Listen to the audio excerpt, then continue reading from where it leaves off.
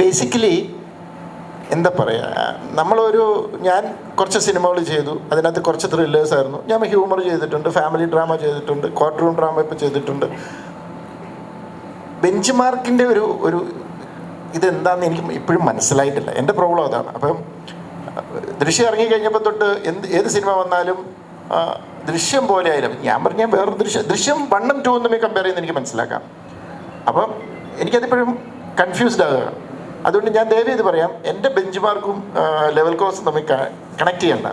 Level cross എന്ന് പറയുന്നത് it's A different film. It's an interesting plot, ഒരു different ആയിട്ടുള്ള ഒരു സ്റ്റോറി, അതിനകത്ത് നന്നായിട്ട് പെർഫോം ചെയ്ത ഒരു കുറേ നല്ല ക്യാരക്ടറൈസേഷൻസ് ഉണ്ട് അതിനകത്ത്.